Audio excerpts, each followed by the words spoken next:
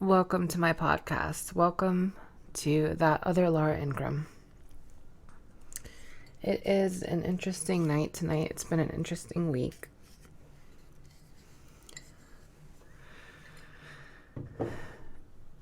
I'm just here sipping on a little bit of wine, and we're going to start this thing right now. Oh. I knocked into some of my equipment. Wonderful. Okay, so the past few months, excuse me while I drink some of my wine. The past few months, I've had a lot of very good experiences. I mentioned a few of them in my last podcast. One was that I was able to go back to college, and I'm now actively trying to complete the last year or so of my degree, my engineering degree. And at the same time, I've made some new friends and also was welcomed into the Mindwave universe. And so if you missed that, you can go to my YouTube channel. If you go to videos.jwtgirl.com, you can check out that episode. It is a mirror from Mindwave's channel and from their podcast. And that episode on my channel is called Entering the Mindwave Podcast Universe. So you can look for that. And I was very happy to have had this really lighthearted but thoughtful and deep discussion on human nature with the founder there of the the Mindwave universe, Jen Rosino, also the founder of Studio Stargazer. I like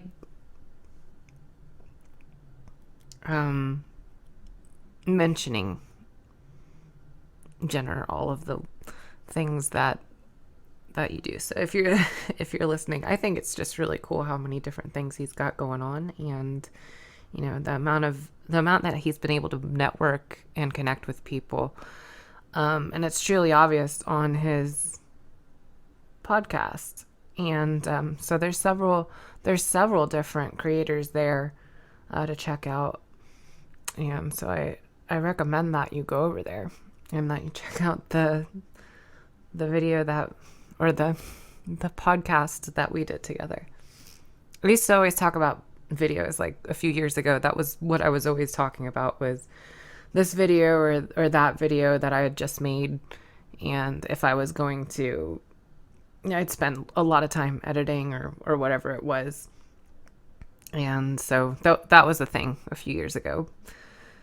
Now it's podcasts, and so I'm always saying, oh, go watch it. But actually, a lot of times you need to listen, or you need to do this or that. And even on my YouTube channel, the last thing I put up before this Mindwave episode, I had some of you tell me,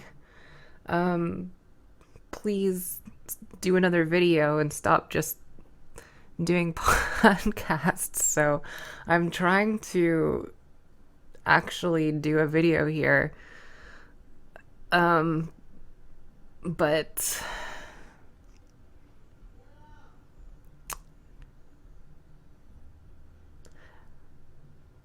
that can be difficult sometimes. And as you can hear, I mean, right now it's probably not the best time for me to be making a video. There's a lot going on, but there'll be more coming from the Mindwave universe and all those connections pretty soon. But here we are now. Here I am. And if you haven't heard about the flames in the West over here in Oregon, fires are spreading very fast. I'm smiling and I'm here with my wine.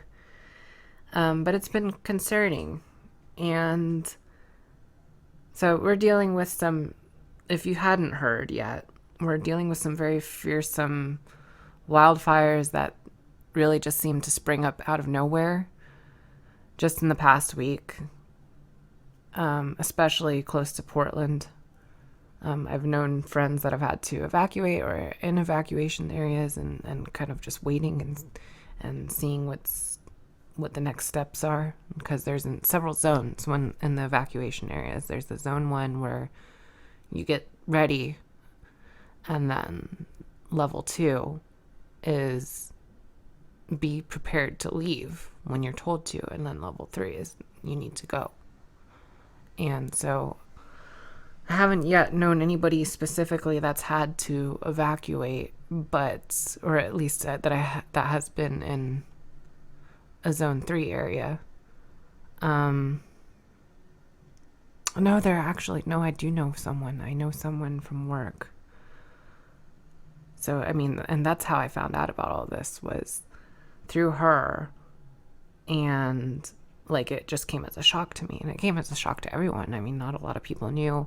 I hadn't heard about it yet. And they've just spread so quickly. And to be honest,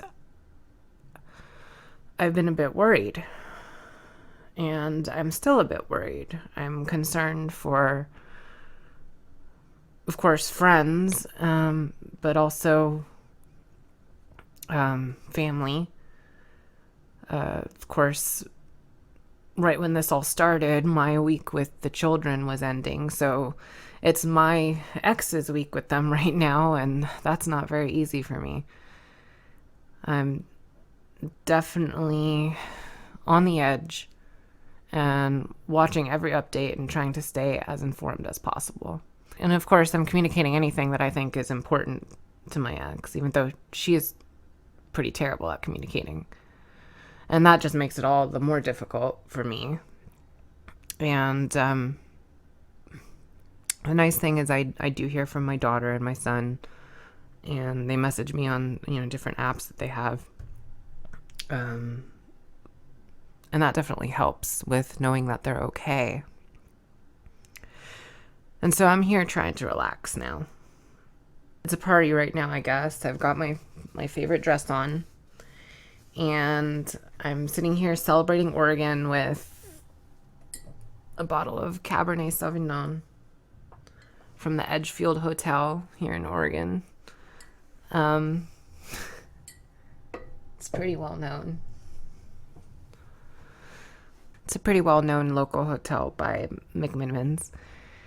Pretty well-known place. My downstairs neighbor also is playing their music way too loud, as you might be able to hear. And all the while, we have brave firefighters here fighting the flames, and people are evacuating, and the smoke is filling the air, and people are dealing with the worst air quality of any city in the world, here in Portland at least.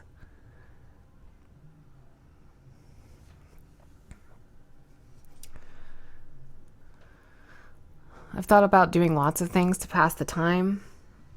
My boyfriend will be over a little bit later. I settled on sitting down here and recording my thoughts. So, with all this in mind, and being at the beginning of a new school year on top of it all, and online education is starting up again, and we're sorting out schedules and teacher schedules, and doing this for 2 children and getting materials together for distance learning has been a thing. And it's, just as, I think it's a little bit better this year. I was going to say it's just as hectic as last year, but I think that's being a little bit negative. I think it is a little bit better this year. They kind of ironed out some of the kinks, and I think I'm very positive about this school year. I think it's going to go really well. I think the kids are going to excel, as long as we're both on the same page, me and the other parent, and I look forward to it. And then, of course, they get to go back, hopefully to the school physically in November. At least that's the schedule here in Oregon, where I live. So there's all that to think about right now. And that's sort of the sort of thing I wanted to discuss today: learning, education, betterment. I have a friend whose podcast I've been really pushing for a long time because I just think it's the greatest out there, and I'm going to keep on pushing it. It is really amazing. His voice is soothing, and the topics he discusses are very important. It's called Fred's Front Porch podcast. And if you take nothing else away from my little show here, just go and grab yourself a seat at his porch every week. That'd be enough. That man is amazing. He was an English teacher, and the things they were asking him to do as an English teacher, the compromises they wanted him to make as an educator, led him to walk away from it. And this was something that he did enjoy in the past. And now he puts out this very comforting and very nuanced podcast. So he's, turned it around and is turning it into something positive. And he's just celebrated its first anniversary for this podcast. And it's still so lovely and amazing and worth checking out. If you get a chance to check it out, that's Fred's Front Porch podcast. Go sit on his front porch and listen for a while. I heard it for the first time in a Humanity First offshoot group, Resurgent Us, which is also a group I've been a part of, a positive, game-changing movement I've gotten to help with a little bit and be a part of. But apart from UBI and Andrew Yang, Fred was talking about human decency and new ideas. He also talked about Star Trek a lot. And there's something really special about Star Trek to me, because I remember it was the one show that my parents, especially my mom, made exceptions for as a Jehovah's Witness. Some of my earliest memories are of watching The Next Generation as a family together. And then when Voyager started, it was Voyager, and we'd all sit down and watch it. I don't remember what day of the week it was. I want to say I think it was on a Thursday, because we'd have our meetings on Thursdays and we'd have to record it and then come home sometimes and watch it. But yeah,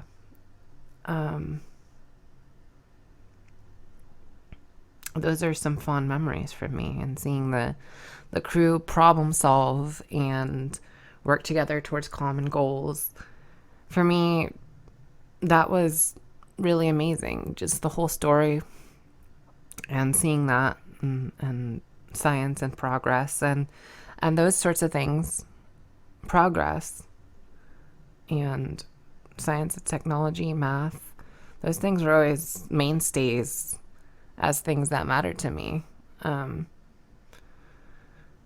Even when it became clear that I would have to pause my degree before fully finishing it, like I'm finishing it now. And after, switching to accounting and doing that in accounting for a little while, because it was a little bit simpler to do that, I conflated the two parts of my education and marketed myself as a business engineer, which, to me, that it's maybe not so much about Star Trek, but to me, it's where it starts. And I guess the point is, we need to believe in problem solving. I have this feeling like every degree should be some sort of problem solving, some sort of engineering.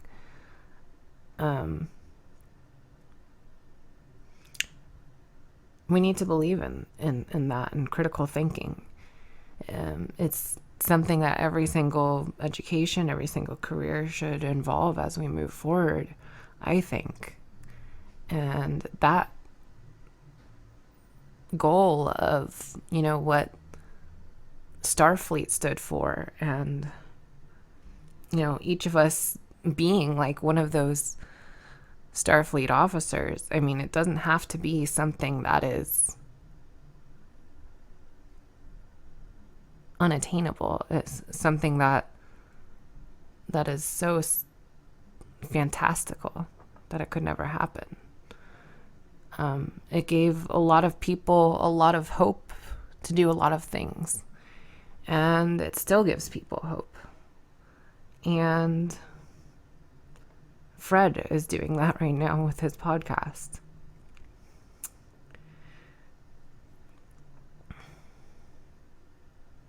Look what's happening in our society, in our country, in our world. How long have we been talking about climate change and energy and environmental sustainability? How long? Yet even now, as the whole Western United States burns, there are still those trying to say it's some sort of divine retribution. Where does that come from? For the West only? God is punishing the West, all of the West. Get real. It's time to face the facts. Because, like Bill Nye once alluded,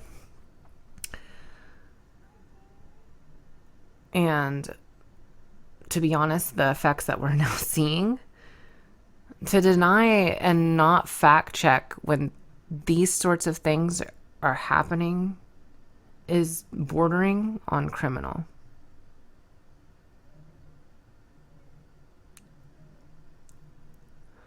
My children, the air quality they're breathing, their safety, that falls squarely on the shoulders right now of climate deniers. No questions about it. These fires here in Oregon are unprecedented. There has not been anything like it for decades. Probably for centuries. No one wants more political fighting. So that's the truth. That's the truth. Me saying that it's criminal, it's not a political anything. Nobody wants more division. Nobody wants more division. Nobody wants that. No one that I know of. Do you?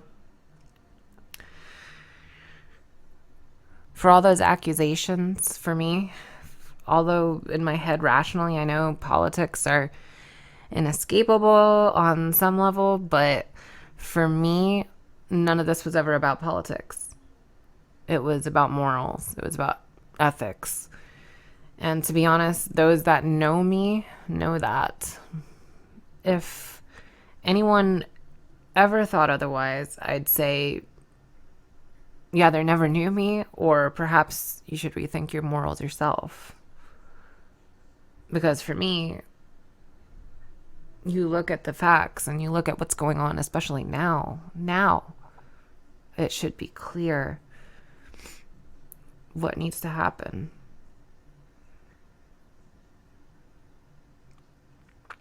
So I want to say a few things being how they are right now. My first podcast was about relatability. My first episode of this podcast, I spoke about relatability, especially considering myself as a transgender woman and other trans people. And you look at people today at some point and I think we stopped relating to one another. And as a transgender woman, as transgender awareness and allies made such pushes towards the importance of individual authenticity and sexual liberation and other things like that. And I am for all of those things. I can't think, honestly, looking at the world that's created, I can't think of a more authentic person than the president right now. And I'm not a fan. He lies, but he knows it. We know that he knows it. He knows that we know that he, you know, this is our relationship with the president of the United States.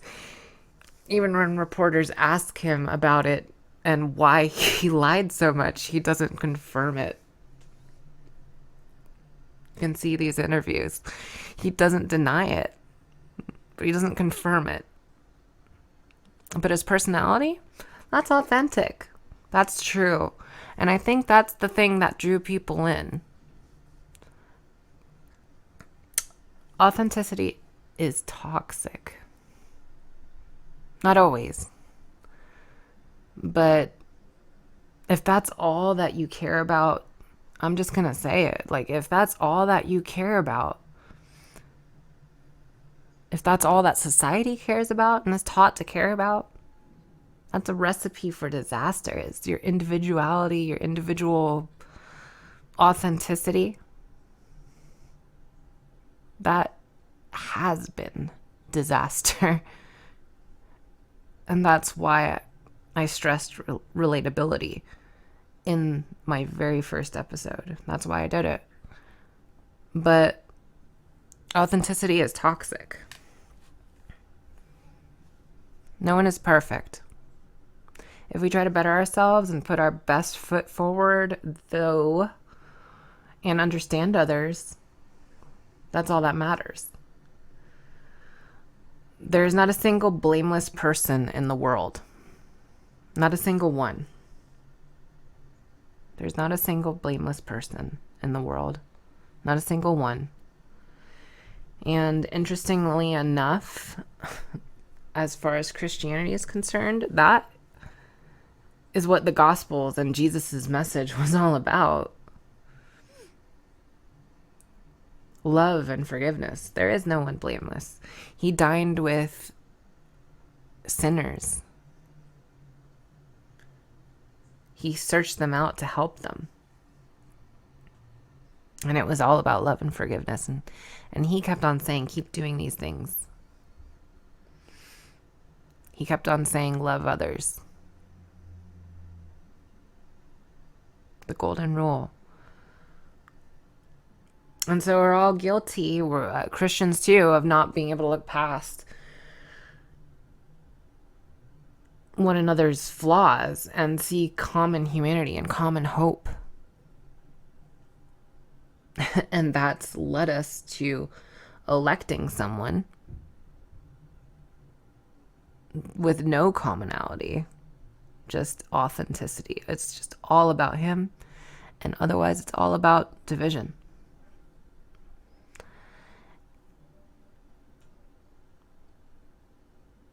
You have to understand that getting back to that is exactly what Christians are trying to do right now, I think.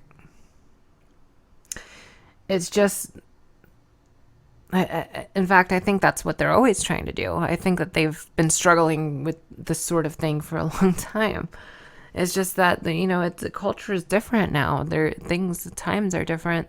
The whole society is different. It's just that the things that they relate to within the Christian culture are so narrow compared to our culture now. So the relatability is much narrower. Personally, I teach my children to think critically and to problem solve. But I do also teach them solid values. And there's a reason for that.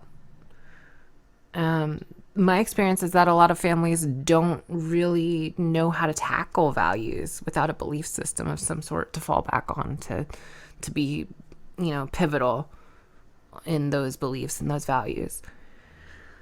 And that especially the Christian ones here in the United States. I also realized a long time ago that God himself, the idea of God is essentially cognitive dissonance. The idea of God is actually cognitive dissonance. And we think of cognitive dissonance as a bad thing, but it really isn't always. If you look up cognitive dissonance in Wikipedia, it says the field of psychology, cognitive dissonance occurs when a person holds contradictory beliefs, ideas, or values, and is typically experienced as psychological stress when they participate in an action that goes against one or more of them. So it's a feeling of stress that they actually experience when they get to that point where it goes against their beliefs, right? And so you would avoid that. I would avoid that.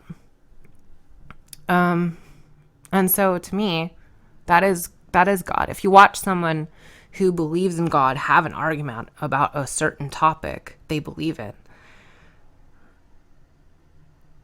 say it's homosexuality.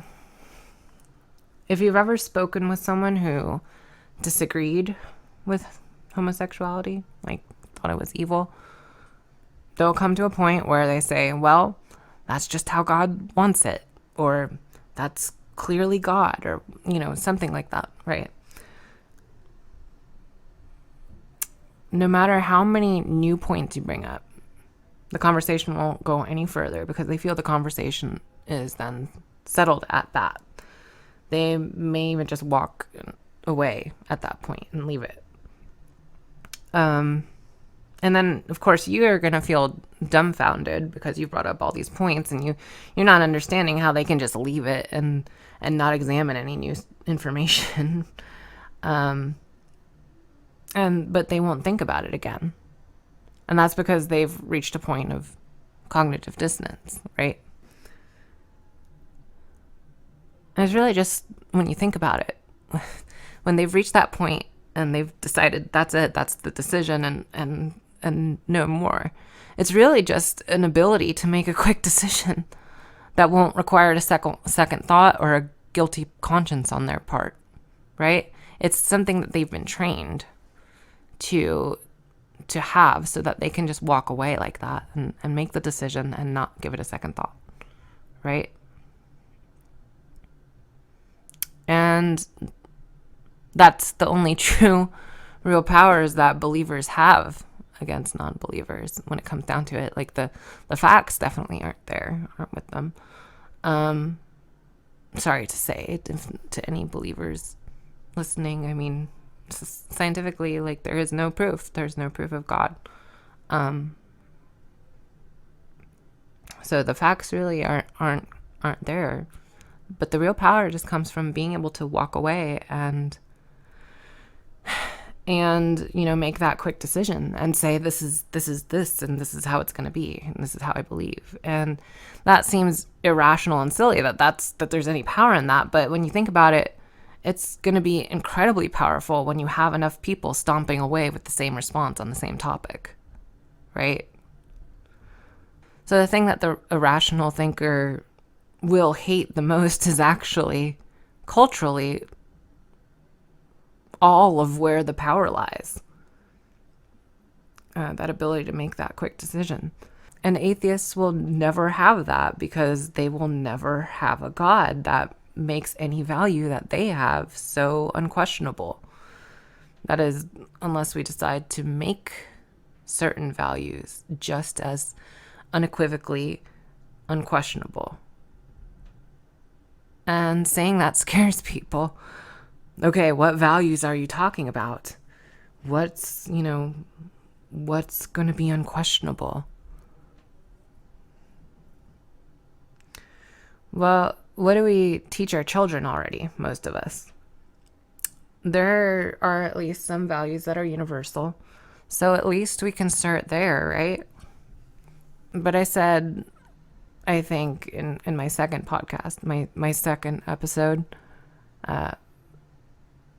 from when I left the Jehovah's Witnesses, I had first said that if I were to create a religion or a philosophy, I would call it Leveragism or Leveragists. And I didn't go into it that much then, but essentially my thought there is we already see groups like the Satanic Temple, right? Trying to create leverage against some of the flaws of traditional religion. Like, it's not really about worshiping Satan for them. It really isn't. And a lot of Christians don't understand that, which is kind of funny sometimes, but it's not really about that for them. It's about leverage, having leverage against some of the toxic dogma that is in Christianity. And my thought is, well, instead of hiding behind more traditional symbolism, why don't we make honesty inherent in the very name and in the symbolism of whatever we're doing? We're looking for leverage, and so let's be honest about it.